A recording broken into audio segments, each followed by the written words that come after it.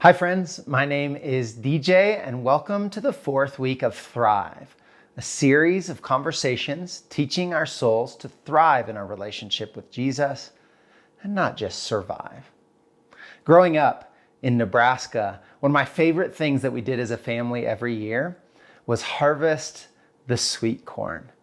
See, we would go out to the farmers' fields and they would plant entire rows and acres of sweet corn. And what we would do is we'd drive our pickup in and we would pick the sweet corn until the bed of our pickup was overflowing full. Then we would drive home, we would shuck the corn, we'd boil it and then clean it off into bags so that we could have it all winter. Now, I loved this, not just because I got to gorge myself on sweet corn, which I love to this day, but also because we were preparing for the winter so that in those dreary months we could pull out fresh, delicious sweet corn. And it was so good. Today, what I want to talk to you about is what do we do with our souls to train ourselves to get the good stuff later. We know that in life, what we do today gives us the results that we want tomorrow. And sometimes actually today, what we do gives us the results we don't want tomorrow. And Jesus echoed this when he said in Matthew 6, "Do not lay up for yourselves treasures on earth, where moth and rust destroy and where thieves break in and steal. But lay up for yourselves treasures in heaven, where neither moth nor rust destroys and where thieves do not break in and steal. For where your treasure is, there your heart will be also." Another way of saying this is what we treasure today, that's where our heart will be tomorrow. And so we want to train our hearts or our souls to be proactive, to value the things that matter today, even if they don't seem to matter today. And so what I want to do to talk about this is go back to the preacher. Ecclesiastes is a great book where the main character, I call him the preacher, he has this message. And the message is kind of like a goad in our bodies. A goad is a sharp, pointy object that usually shepherds would use to get sheep to go to water. In the same way, his message hurts. He's going to tell us stuff that we don't want to hear, but he's going to do that so that we can understand what is good for us long term. So with that being said, let's look at what he's goading us in this week. So chapter 5, let's jump in. "The one who loves money is never satisfied with money, nor the one who loves wealth with big profits. More smoke. Hard and honest work earns a good night's sleep, whether supper is beans or steak. But a rich man's belly gives him insomnia." That last line is kind of haunting, isn't it? Rich man's belly gives him insomnia. It almost doesn't make sense. Why would being rich cause us to be unsatisfied?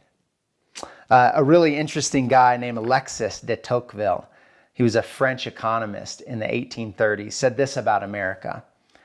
He said, "America has a strange melancholy that haunts the inhabitants in the midst of abundance." So true, isn't it? America, we have all we need, seemingly. We're all wealthy compared to America or to world standards.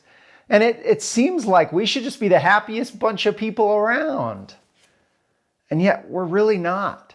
There's all kinds of study and research that says that about us.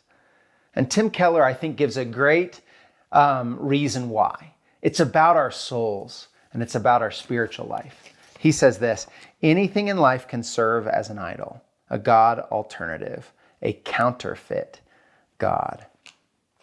That's what money is for a lot of us Americans. It's a counterfeit God. It seems to work. It looks the same as the real thing, but when we actually try to use it, it doesn't give us what we really need. I read an interesting Time article this week. And in this article, they asked the question, can money really buy happiness? And they give the answer based on research is yes, sort of. I found it fascinating that there's like a bell curve. And what it is up to a certain point, yes, you can get happier by making more money. But once your needs are met, your happiness plateaus. And then interestingly, after you have more than your needs, your happiness actually starts to decline. And that's because the more money we have, more money, more problems. And that's what the preacher's getting at. The preacher is getting at this idea that we tend to think that money will give us everything we want, but it doesn't satisfy. He goes on to give a harrowing story, one that should pull us out of our stupor. Here's what he says. Here's a piece of bad luck I've seen happen. A man hoards far more wealth than is good for him, and then he loses it all in a bad business deal. He fathered a child, but hasn't a cent left to give him. He arrived naked from the womb of his mother, and he'll leave in the same condition with nothing. This is bad luck for sure. Naked he came, naked he went. So what was the point of working for a salary of smoke, all for a miserable life spent in the dark? And this hurts. Because here's a guy, this guy could be you or me. Here's a guy that seems to have what he needs, what he wants. He's hoarding money. He seems to be happy. And in one day, in one bad business deal, it all leaves him. It vaporizes. It vanishes. And all the while, he's got this child that he's unable to bless. Man, this is a great example of what counterfeit gods are. And the Bible talks about idols over and over. Idols are pseudo-salvific entities. This is what Tim Keller says, and it helps me understand the concept. He says this: without a thorough knowledge of the gospel, that is the good news of Jesus, we look to good things and make them into pseudo-salvific entities. Our souls, we're just trained to think in the temporary. And so if we think we can grab money and when we get it, it will bring us happiness or power or the ability to solve problems, our souls are just trained to think, well, then that's what I should go after, more money. Not realizing that God is what we're built to go after.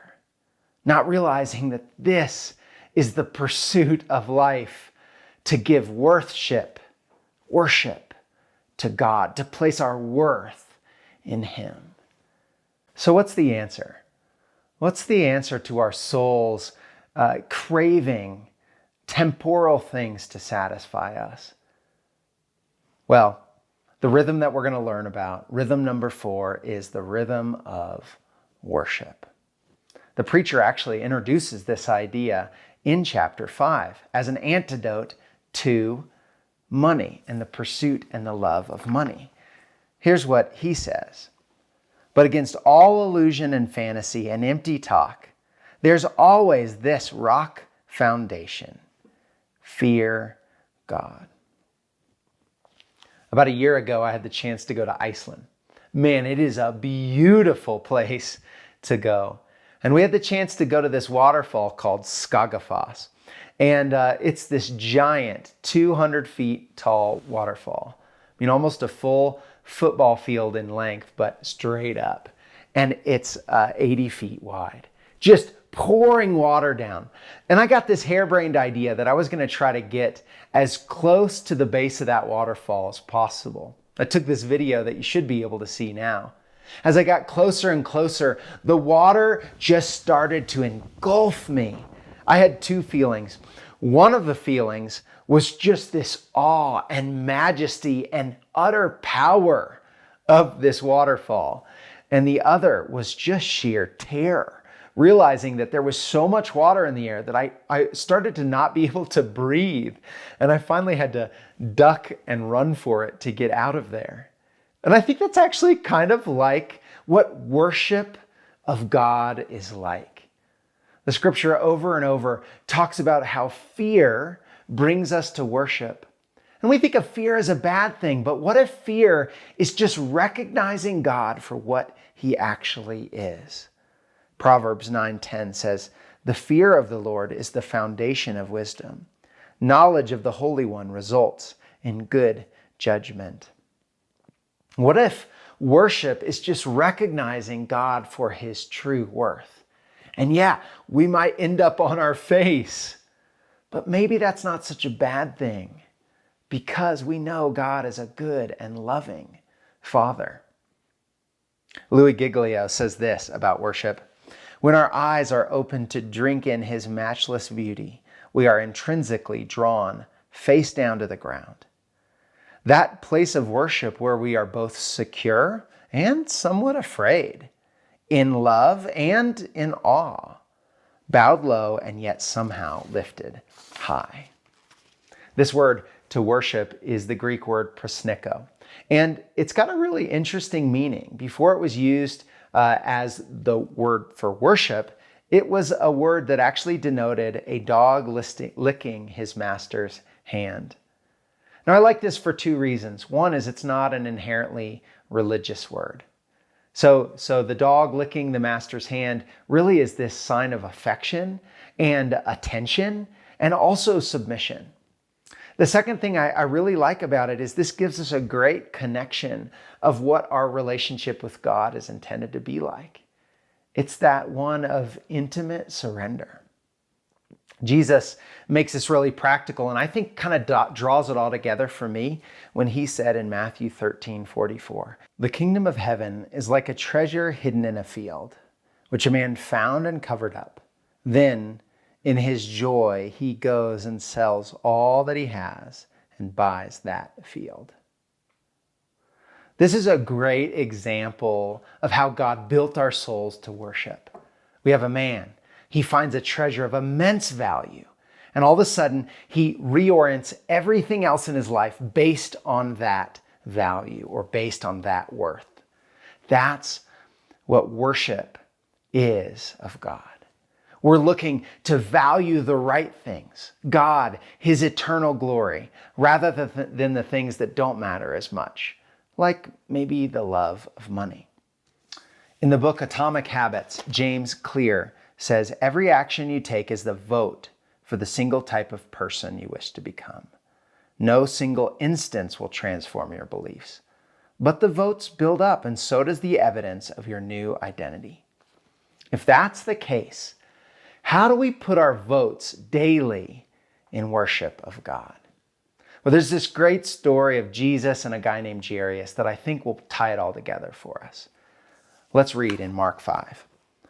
"Then came one of the rulers of the synagogue, Jairus by name, and seeing him," that's Jesus, "he fell at his feet and implored him earnestly, saying, 'My little daughter is at the point of death. Come and lay your hands on her so that she may be made well and live.' And he," Jesus, "went with him." Now, I think this is a great analogy for worship in our life, this story. First of all, Jairus encountered a life situation that caused him to evaluate where his worth was. And he decided it was in Jesus. And this is a really interesting story because Jairus is the king of the religious guys.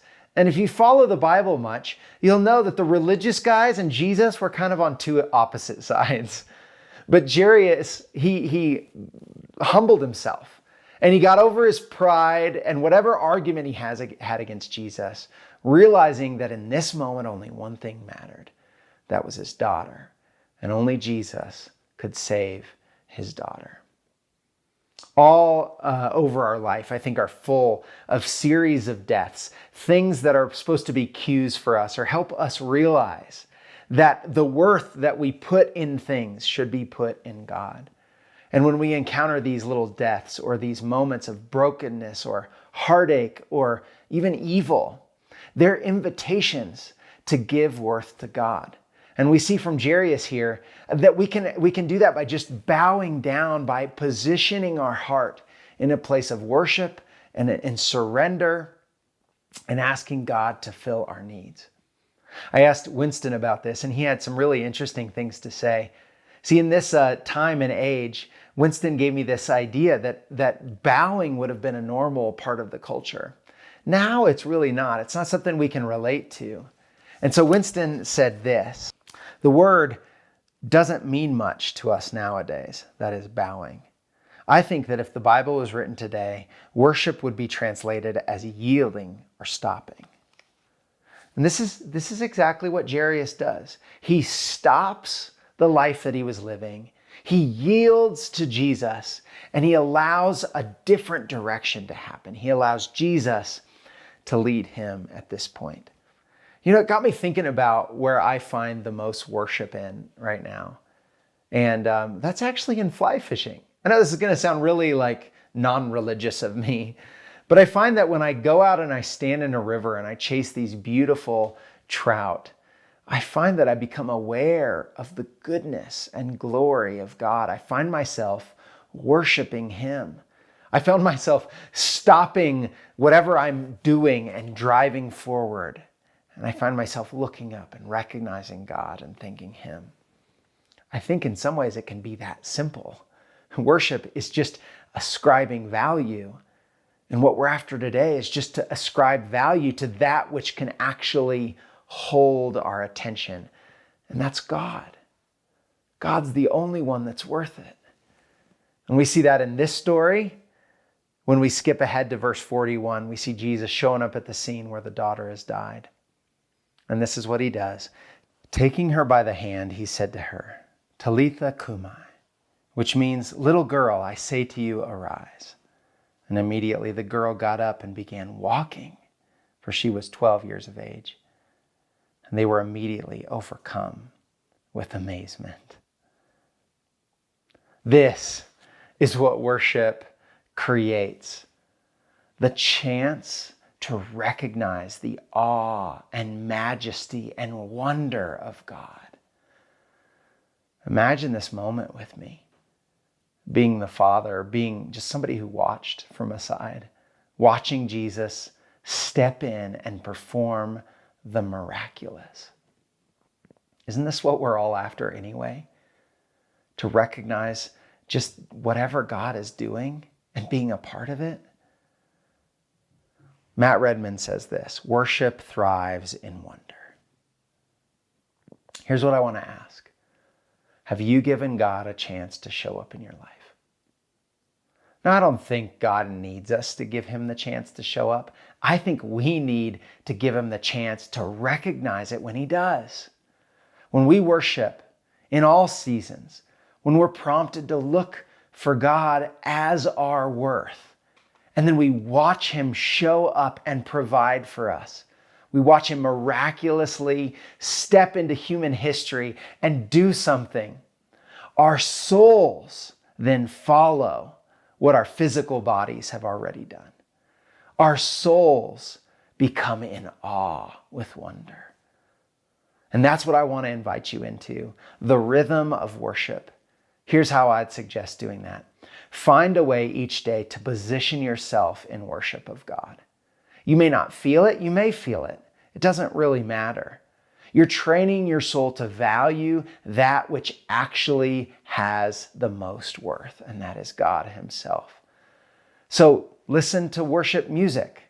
And just as you listen, sing to God and have those songs become a cry to him. Maybe you'll be like me and you try to go fly fishing and just recognize where God is with you. Maybe it's a mountain bike ride or a beautiful vista that you like to go to, or a place in nature where you can just sit and think about and recognize God's worth. Here's what I think. As we develop the habit, as we store up for ourselves today, we will reap the rewards of wonder and awe of God long term. And that is what we're after. That's what it's all about. And the preacher agrees. Listen to how he closes this section in chapter 5. Yes, we should make the most of what God gives, both the bounty and the capacity to enjoy it, accepting what's given and delighting in the work. That is God's gift. God deals out the joy in the present, the now. Do you see him saying this? He's saying we can worship God no matter what today. And when we do that, when we give him the worth, the rest of the priorities of life, all the things that are good things that we want, like money, they tend to work themselves out. When we trust God, He provides for us. He becomes our ultimate worth. So friend, let's step boldly into the practice of worship as our spiritual rhythm of thriving this week. Let's go all in, learning how to develop and cultivate a lifestyle of worship. God bless you.